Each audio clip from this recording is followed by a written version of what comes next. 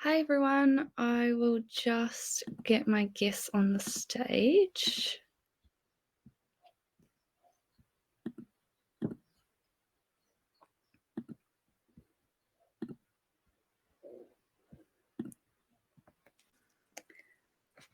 There we go. Hi Deborah. Hello. Hi. Nice to see you. Just bring Night on as well.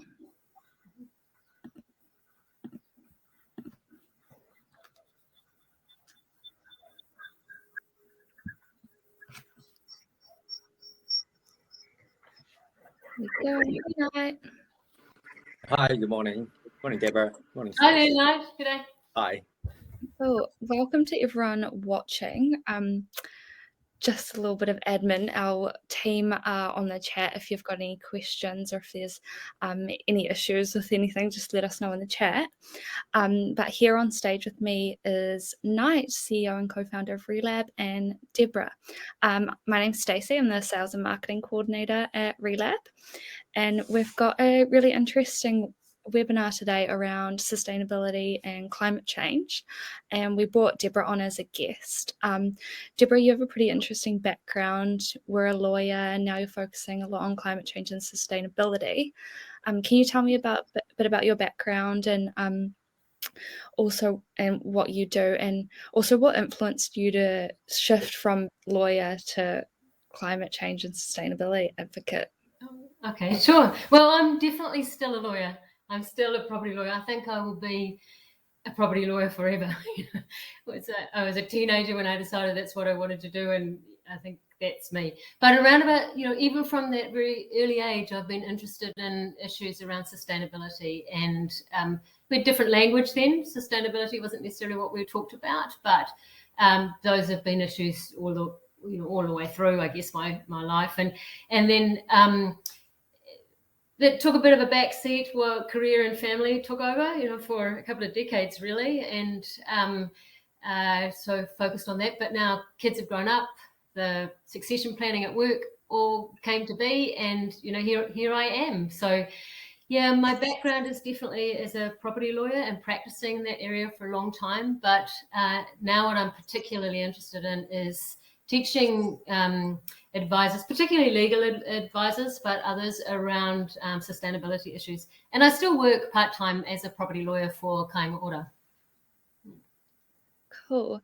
And I guess we were just talking yesterday, there's a lot of presentations around climate change and sustainability at the moment, and I guess that's due to everything that's going on and like governments and just in society in general. What are the main things that are happening in the industry at the moment? Yeah, you're right. There are lots of presentations, and there's been a really big kind of upsurge in the amount of activity around that, even in the last few months, and definitely during the course of this year. So I'm sure part of that is because COP's happening at the moment, but also I think it's becoming more mainstream to talk about these things. I think, climate change is on the news and in the media, for example, for a far greater extent than it was even last year. So there's kind of a trend about those sorts of changes. But from what's happening in the industry, there's a big range, from doing nothing about it through to really innovative designs, building contracts, attitudes to things. So I guess, like all industries, there's this big range. And I think too, there's probably more action happening at the big end of town, where people or organizations are willing to have the facilities to think further ahead, perhaps, are willing to put time and effort into that. But at the same time, across the board, there's definitely more engagement, particularly about the risks that are around climate change and increased climate action too that we're seeing. Yeah. And what do property professionals in particular need to focus on at the moment? And in terms of even with property lawyers, are people aware of this in the industry at the moment? You mean the legal side of things? Are they aware of it? I think there's a range of views and opinions about that. I think that there are some who are right up there and know what's coming and what's expected, because there are significant changes happening in the law, significant changes in policy, significant changes in expectations about how business is done, and that includes in the property world. So some lawyers aren't getting it, and I kind of think when it comes to property too, it's a little bit about be careful what you wish for, because in my time of practice, I've seen quite a trend from a change in the pace that things happen, and a change in the pace that legal advice is given. And accompanying that has been a trend from trusted advisor involved at multiple different stages through to a focus on getting the transaction done in the fastest possible time. Don't worry about too much about what else is going on. And so I think that many lawyers feel that they don't have the space within the expectations of what the client wants from them to actually be thinking about these bigger pictures and bigger things and what's going on. So given that space and that time, they'll definitely be able to investigate these things. And if they don't, they can talk to me about what's coming. Yeah. And I'm guessing a lot of our audience will be like real estate agents, property developers, maybe small to medium businesses within that area. What do all these changes mean for them in particular? Yeah, I think one of the biggest things about these changes, and simply looking at it from the business perspective, is a differing approach, a sustainable approach, will enable us to make better decisions that take into account relevant risks and risks that might not have been known before. That's kind of in a nutshell, I guess that's what it comes down to. And these are risks that are not just coming from trends and expectations of some. These are risks that are coming from it also include changes in the law, significant, changes in the law. We've heard about the Climate Change Response Act, specifically in creating expectations about zero carbon within a certain time period and reducing the carbon emissions. And that's just one example. But it might be useful perhaps to tell you about some specific risks that can be addressed by a sustainable approach by people who are within the industry. Maybe that might be useful, because the sorts of circumstances where these issues come up include buying property, selling property, making assumptions about how things have been done before that prove to be not relevant, or that mean that you don't get contracts that you've been used to getting contracts in the past. A purchase of property is a really good example to start with. There's so much information around at the moment about the impact of climate change on property, as far as sea level rise, the risk of flood from storm surges or from increased rain. That this sort of information ought to be, as a matter of course, forming part of due diligence inquiries when properties are being purchased.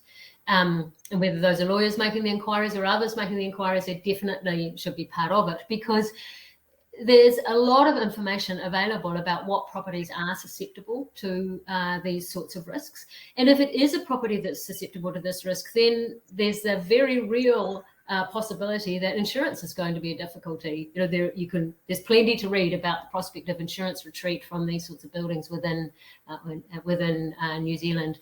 And if insurance is going to be a problem, then funding is going to be a problem. So it's very easy to see how one issue can actually evolve into a number of, a big problem for a property. But at the other side of things, when selling a property, that's another circumstance where perhaps this should be taken into account, because real estate agents in particular have got very clear responsibilities about the information that they need to make available to potential purchasers when they're selling a property. And they must tell somebody about a defect, and they must provide information that is reasonable that they will provide. I'm pretty sure that the fact that a house is going to not be usable within a decade or 20 years or perhaps even 30 years, I don't know, from something that is known, is likely to be a defect. So real estate agents in particular should be aware of these sorts of responsibilities, but so too anybody who's making representations about what can happen. A couple of other examples too, though. There are changes to procurement requirements that are happening. So large organisations or governments and the government, they're starting to bring in issues relating to sustainability in choosing who they want to do business with. Just last night, I was listening to, I was in a meeting with somebody who is in the procurement team at the warehouse, for example, and they were talking about how sustainability issues are becoming far more what they take into account in relation to choosing people that they're doing business with. And she was specifically talking about not the supply of the things that they sell, but the services that are provided and the people that they're dealing with on the other business, the other aspects of business. Earlier this year, June, I think it was, the government put out a paper that was talking about their changing procurement requirements in relation to property and carbon emissions. So, making it really clear that this is something that is going to be taken into account, going forward. I think there's a couple of other things too. There are opportunities that are there from taking a sustainable approach, and they might be opportunities that, without turning your mind to this issues of sustainability, might be missed. And one opportunity is funding. There might be funding that's available that wouldn't have otherwise been available if you're willing to achieve certain KPIs, for example. And Knight was talking yesterday about the ANZ facilities that are available to home buyers who will buy Homestar 6, type properties. Homestar 6, yeah, absolutely. Yeah, I think it was a new build loan by ASB Bank earlier in the year, like 1.69. Don't quote me, super low rate that you can acquire for a loan for a new build. I think it's very encouraging to see one of our main banks, actually setting a Homestar rating as part of the build requirement. Yeah, and it's happening in several of the banks too. I think the BNZ has said that they've got $10 billion of sustainable finance that they want to spend over the next few years. So, yeah, it's kind of happening. And again, just last week, listening to a presentation of a practitioner, a lawyer who works in the area of finance, and her view was very, very soon, so there's not going to be a distinction between sustainable finance and finance. Sustainable issues will be part of what what borrowers are expected to comply with. Yeah. Hey, Deborah, just watching the monitoring the chat channel. There's a question from Nathan Hills. I'm just reading it out. How binding are the actions and targets in local government long-term plans related to taking climate action? He's already concerned that some targets are way behind schedule and not making any progress, which makes meetings such as commitment less and less likely. So, what's your thoughts and comment on Nathan's question? Yeah. Well, that's a really tricky question. A really good question, and it's way bigger than just the property area, isn't it? Because I think that the same question could be asked about internationally, the expectations that we have and the actions that have been taken, and we're way behind what's going on. So I can only really acknowledge the point that's been made. How binding are the actions and targets? So I guess that kind of depends on how they've been entrenched and what specifically they are and how far they're coming down into our regulations. There'll be different answers for different parts of the question. But I think that the concern is very real. And I think actually that it behoves all of us not to wait for these regulations. We don't have to wait. We can make our own decisions and do things quickly. Yeah. Are there any benefits for property professionals who don't wait for those regulations to come into play? Yeah, I think there are, and one of them is just about being a good ancestor. Feeling good about what you're doing. So that's one thing. But also, I think the regulations. And I'm going to talk about some of them in a minute, actually, but the regulations, the changes that are happening are going to hit us quickly. That they are out there now. There's plenty of information about them. If you're entering into contracts or projects right now that are going to last for the next 18 months, you will be affected by these things right there. So being proactive, finding out about it, making decisions right now rather than waiting until you're told to do it will mean that there's less risk that you purchase a stranded asset or that you are not able to go ahead in the way that you might have done previously. Yeah, I definitely get the sense that people often think it's like 10, 20 years away, but it's not. That's not their reality. So one really good example about that, actually, Stacey, is the the Climate Change Commissioner recently released the advice to the government about their emissions budgets, and the New Zealand government is obliged to have emissions budgets in place, and in place really soon, like the end of this year, or maybe it's part way through next year, but straight away we're emissions budgets, and those emissions budgets are going to impact significantly on property professionals, because a lot of the expectations about how we will achieve those budgets are to do with planning, how we plan, how we live, how we build, what we're going to be able to do, how we transport, how our transportation system works, etc. So, that's one example where, okay, it's not right here, but it's just there. yeah, cool. I have a question for Knight.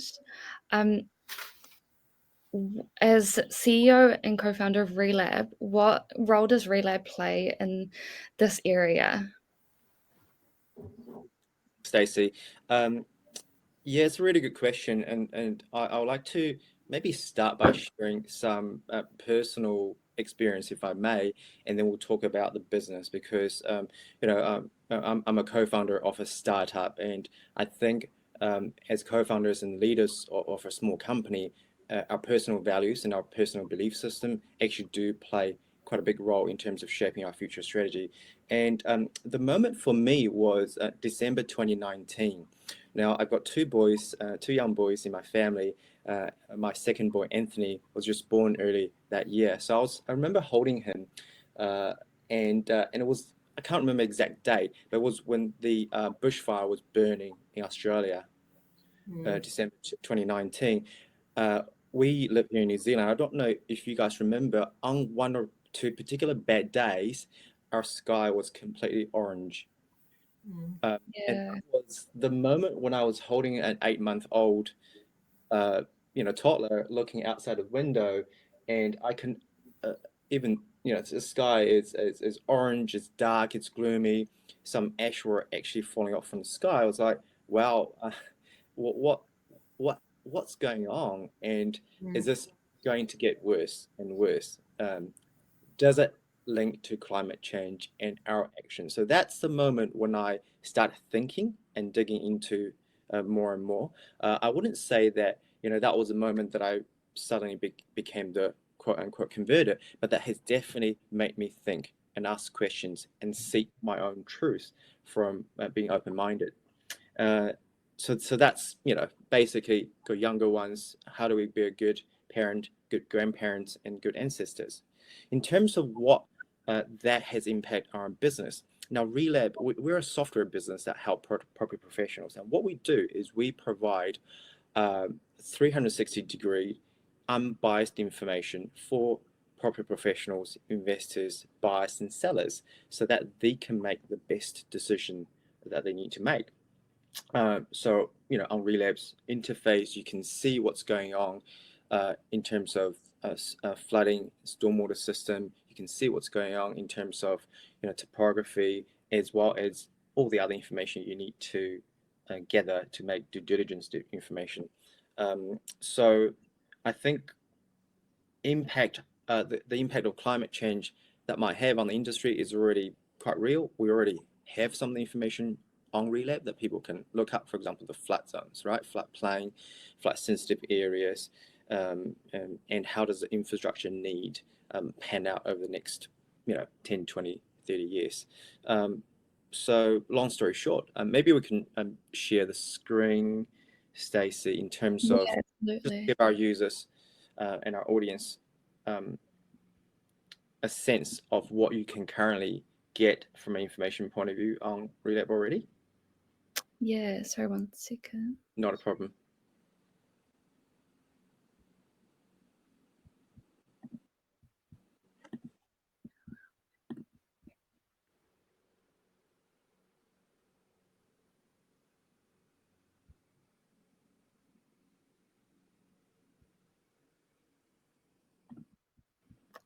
Can you see my screen at all? Or? Not yet. Not yet. But that's cool. I mean, we can talk about it, right? So, so in terms of what it means for Relab, we will continue to bring unbiased and independent information, whether it's topography, whether it's stormwater, wastewater, whether it's infrastructure, whether it's planning related information to our customers so that they can make data-driven and smart decisions. The second thing is, based on those data, we actually extract certain features about properties. For example, if your house is close to the coastline, what is the distance between a property and the coastline? Are there any flood zones, overlays on the property? We actually highlight that. They are very useful for property buyers or property sellers in that regard. We've also been looking at what's happening internationally. In the US, there is a property platform called Realtor.com, because their agents are called realtors, not registered agents, right? So on Realtor.com last year, they started to give a flooding risk score on all of their properties. Started from Florida, because we know Florida is one of the states that's most impacted by rising sea levels. And it was quite a controversial move for them, because on their platform, people are looking to buy properties, right? Why would you say something that has a potential negative impact on your listings? But that was a right move by them, and now it's just a norm now.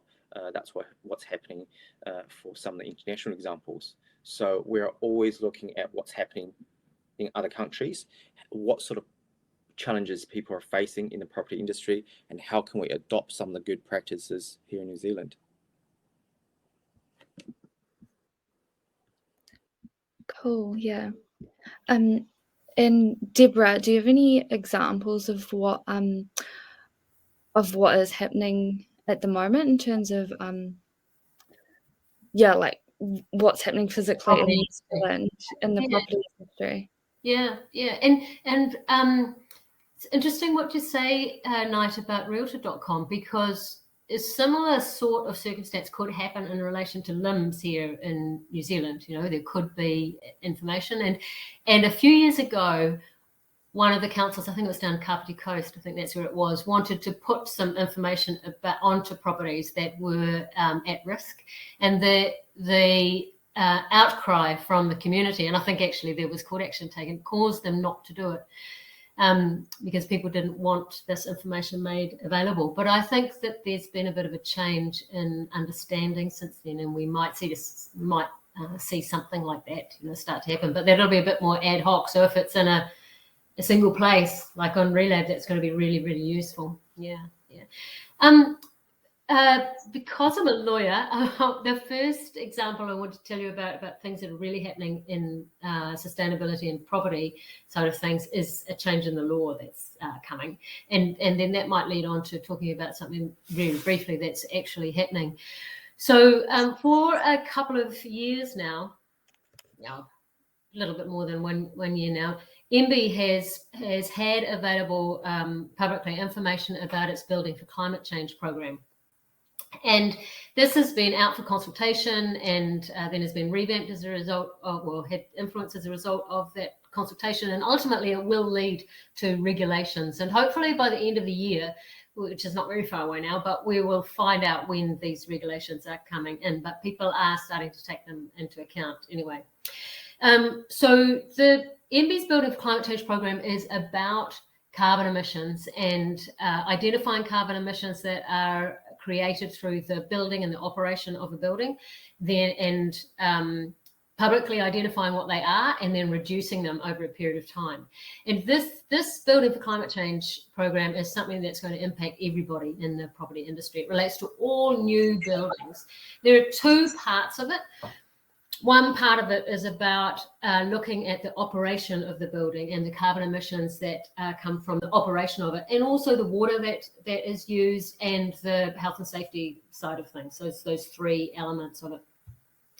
The other part of this program is about the whole of life of a building. So it's interested in the carbon emissions that might be generated right from the very beginning, when the resources are first first gathered together in order to make the building, when the trees cut down to make the timber, all the way through to when the building comes to the end of its life, and it might be recycled, or it might be demolished and go into waste, or it might be refurbished, or whatever happens.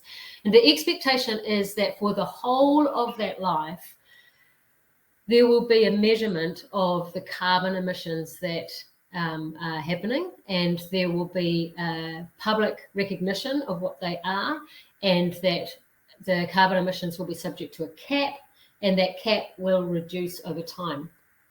And this is going to tie in with the building consent process. So before you can get your code compliance certificate, for example, you're going to have complied with these requirements.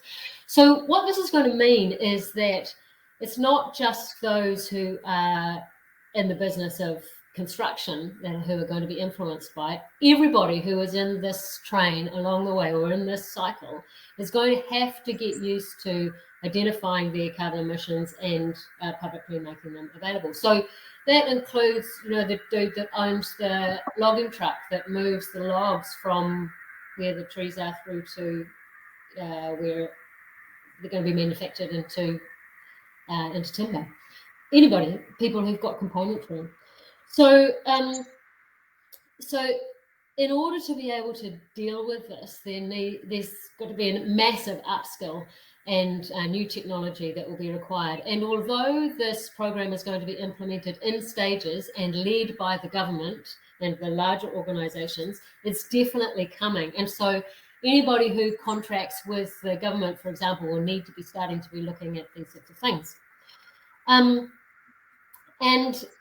At the moment, we'll know, I guess, that COP26 is underway in Glasgow, and as part of that, there is a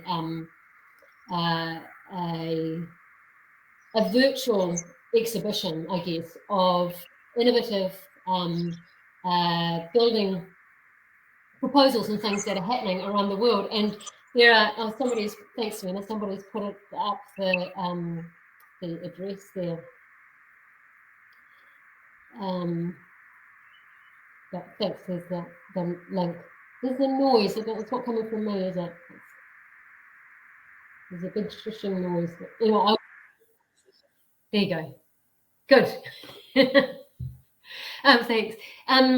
Yeah, so I would encourage you to go and have a look at this pavilion and just kind of poke around and have a look at the different properties that are there. You'll see flat pack houses, houses that are made with a 3D printer with clay. You'll see bridges that can be constructed and then deconstructed and moved. There are 17 different things that are there.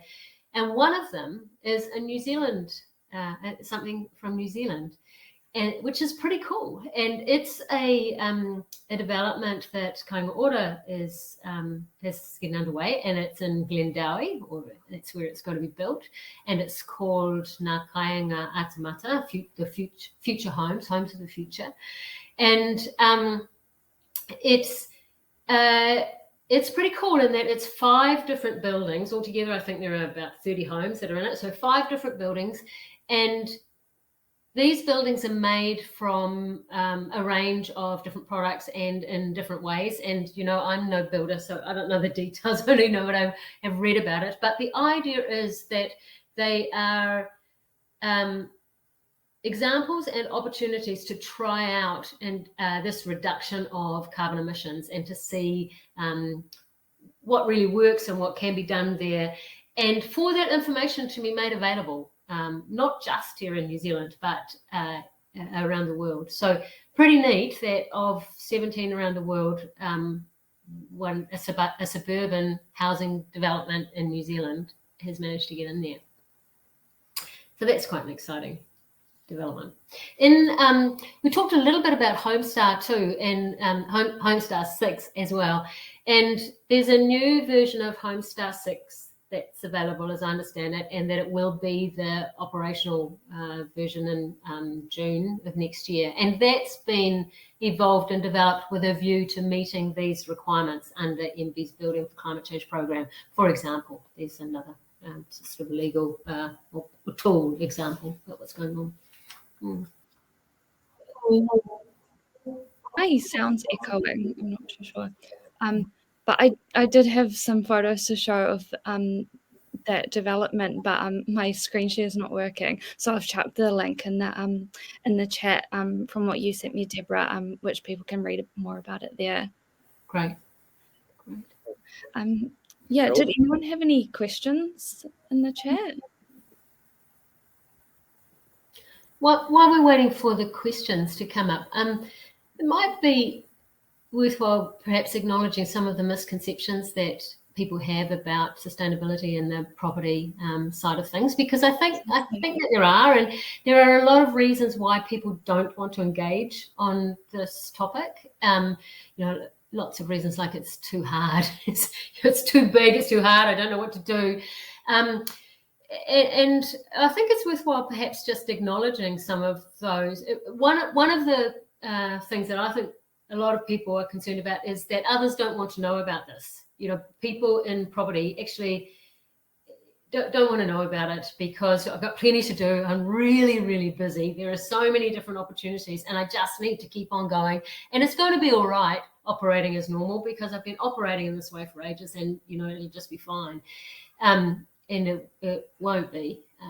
That's a risk analysis in itself, isn't it? It's about going forward until you really can't go forward and taking the punt that you'll be stuck with some land that you can't develop or a consent that you thought you could rely on that you can't rely on anymore because of overarching changes or something like that.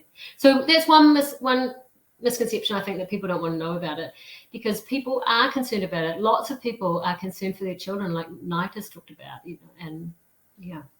Another one is that one person can't make a difference, or that there's nothing that I can do, and yeah, I could talk for quite a while about why I don't agree with that. One person can make a difference, and 1 + 1 + 1 makes a whole lot more. So I would encourage anybody who is kind of thinking this way to just keep on asking questions and keep on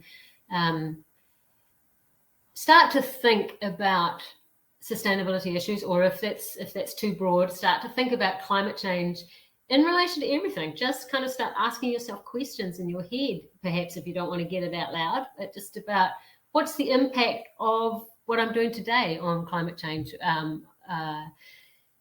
So I think that can be useful. Hey, Deborah, that's a really good point. And also, being a very experienced and professional lawyer, I think coming at this from a risk mitigation and risk identification process is quite good. It's quite real. If I might just look at the other side of the same coin, which is looking at the benefits. I think you already touched on it before. Yes, a lot of our audience, our customers are agents, mortgage brokers, builders, developers, project managers, and there is a commercial reality that they do need to meet, whether it's timeline, whether it's ROI. But I think you can do both, and the reason why you can is just look at the Kangaroa example, na kainga ama anamata. Yep. So looking at some of the technology, some of the processes, and some of the methodologies that they implemented in this project, right? They're using light or mass timber hybrid for the structure. They're using concrete wherever it's appropriate. They're using light frame timber. I'm just reading it off the Kangaroa website. They're using cross-laminated timber, etc., to, I guess, stretch out the life cycle or lifespan of the structure that we're putting our land or near our waterways. For example, a couple of weeks ago, we had a different webinar host, and his name is Laifi. He's a New Zealand entrepreneur who's pushing 3D concrete printing technology in New Zealand. Yeah, his company is called Corix, and as someone who's got over 20 years experience building commercial and residential projects internationally, his assessment of how we build our residential homes here in New Zealand is really, what's the word he used? It hasn't changed for decades, right? And the buildings that we erect our land only have very, very short lifespan compared with some of the structures that's happening offshore, partially because of the material we use, mostly timber, and partially because of how we look at these projects, right? We put something up there which think, in 10 or 15 years time, I'm going to knock it down and build a new project, which is really not very sustainable the way you look at it. So what I'm trying to say is, by looking at your next development project and how you design and position your product, you can achieve a better outcome for your customers who's going to buy and live in these buildings, and B, achieve a better commercial outcome because you're using a more sustainable material and think of better and smarter ways of building, and C, that you can build a good brand and reputation for your work. So those will be my comment to anybody who's looking at this and juggling between the long-term outcome versus the short-term commercial reality.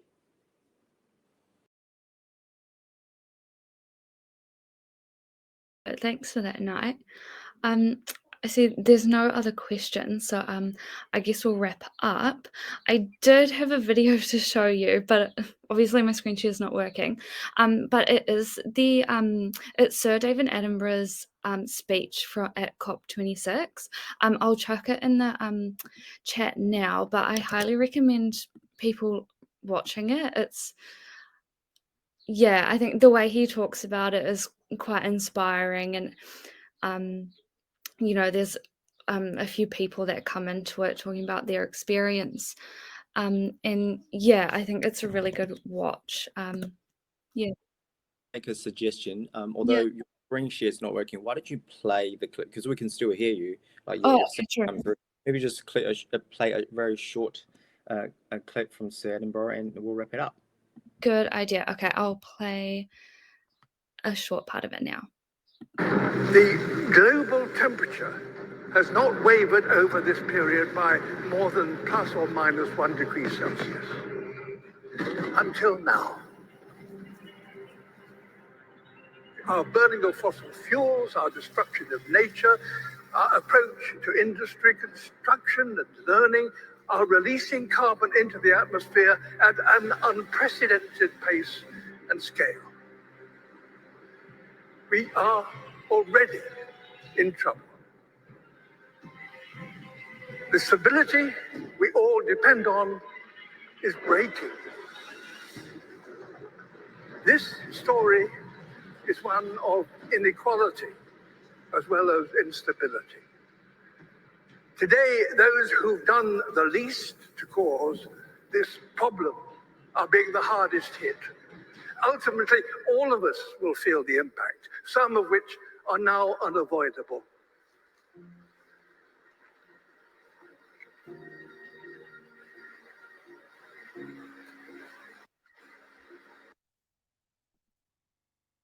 Yeah, we will definitely include this link when we send it out. We had a question from Lewis. Hi guys, how can young New Zealanders get involved in the sustainability, and what's the role of employers? Really good question. Thanks, Lewis. How about Deborah and Stacey? Sure. And me? Let's all share our perspective, and we'll wrap it up. Okay, all right. That is a great question, and it is a lot of the energy around this is coming from the younger part of the community as well. It seems to be on people's agendas a whole lot more, the younger people. So how can you get involved in sustainability? So I guess it depends whether you're talking about working it or just incorporating it into your life generally. First of all, there are so many jobs out there, all sorts of different jobs in the sustainability area, both from the sustainability as a professional and also in sustainable teams within particular types of work that might be undertaken. So that's one thing. There's also a lot of study that can be done if you wanted to actually formally do work around this. I think there's even a Bachelor in Climate Change for the first time is being offered here in New Zealand. Might be a world first, but online there's all sorts of study as well. And I'd go back to that point that I made of just keep on asking questions, because there is a great sharing of information in a way that we're not used to in other aspects of business, or where people have been a bit more willing to, a bit more expecting to keep things to themselves, their own private advantage in circumstance. Now, when it comes to climate change, people are willing to share so much information. So start talking and speaking to others.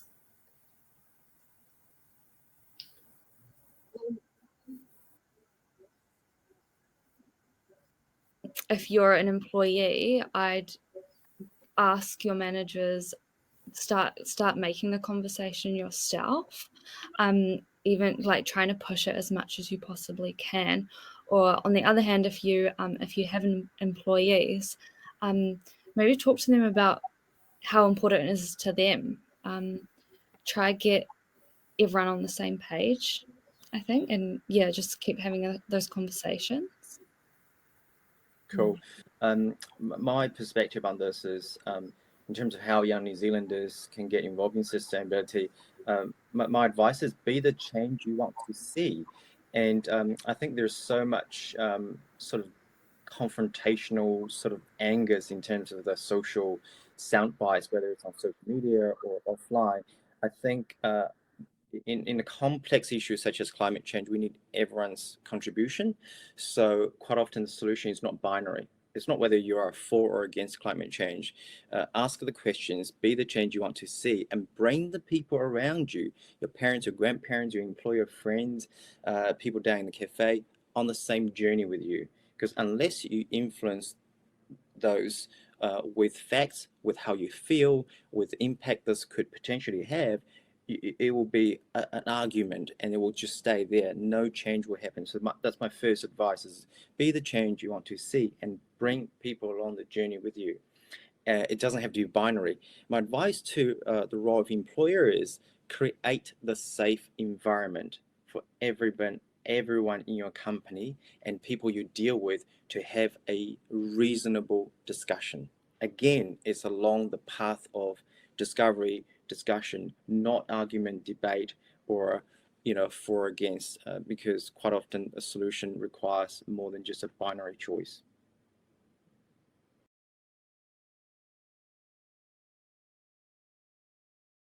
Cool. I think we'll wrap it up there then. Yeah, please check out all the resources we've put in the chat. And yeah, thank you, Deborah, for coming on, and thank you, Nai. And yeah, see you. You're welcome. Yeah. Awesome. Cheers, everyone. Yeah. Cheers. Thank you. Have a good day.